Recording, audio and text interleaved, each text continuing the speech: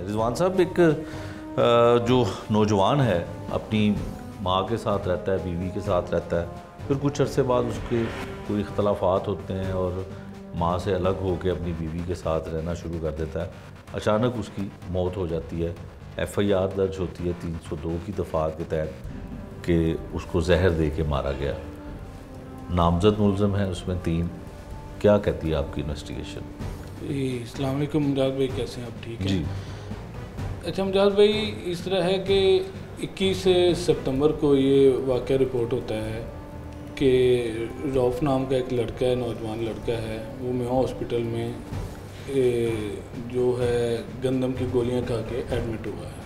Police उस पर respond करती है और उसकी जो है इंसिडेंट की वो एक्सपायर हो जाता है। उस इंसिडेंट की FIR दर्ज हो जाती है, जिसमें बकौल मुद्दइया के इरफान, मरने वाले की बीवी रानी और उसका साला उसामा जो है वो नामजद करते हैं कि इन तीनों ने मिल के जो है जहर दिया। ठीक है। उस हवाले से जब हम तफ्तीश को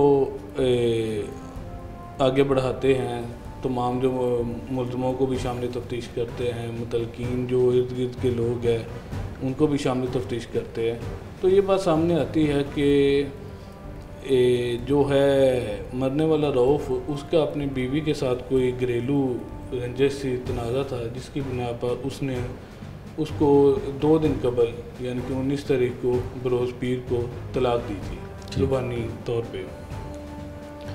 और उसके बाद रानी जो है वो नाराज़ होकर अपने मेके चली गई थी। मरने से पहले इसने अपना एक वीडियो बयान रिकॉर्ड करवाया था कि उसका जो बीवी का बहनोई है इरफान, वो आया है, उसने आके बोला है उसको कि तू गोली खा ले, हॉस्पिटल चला जाएगा, रानी को पता चलेगा और वो आ जाएगी। ये उसका एक सलीस सा ठीक है। उसमें हमने जो है पोस्टमार्टम की रिपोर्ट क्लियर करने से पहले जो है डॉक्टर साहबान ने उसके जो सैंपल्स हैं वो PFS लेबॉर्ट्री सेंड किए हुए हैं। वो PFS की रिपोर्ट अभी पेंडिंग है। जब वो आएगी तो हम इंशाल्लाह इस मुकदमे की तफ्तीश को उसके मुताबिक अकॉर्डिंगली यकसू कर देंगे। ठीक है। रिजवान साहब, इस केस में यकीनन ज़ाहिर है किसी बेगुनाह को जेल में नहीं भेजा जा सकता जब तक आपके पास कोई ठोस सबूत जो है वो ना आ जाए। यकीनन फॉरेंसिक रिपोर्ट जब आपके पास आएगी तो साबित हो सकेगा कि वाकई इसको जहर दिया गया या इसने खुद खाया, अभी कुछ पता नहीं। एक इल्ज़ाम घर वालों की तरफ से ये लगता है कि उसकी बीवी के इरफान के साथ शायद कोई नाजायज़ ताल्लुकात थे और मरने वाला हॉस्पिटल में अपने घर वालों को, लवाकिन को बताता भी है कि उसने अपनी बीवी को इरफान के साथ कुछ ऐसी हालत में देखा जो काबिल एतराज़ थी। जो मुकदमे में नामजद मुलज़मा है रानी, उसका कोई CDR रिकॉर्ड, कोई इस पहलू पे इन्वेस्टिगेशन की गई है कि वाकई कोई ऐसी बात थी? जी मुमताज़ भाई, बिल्कुल।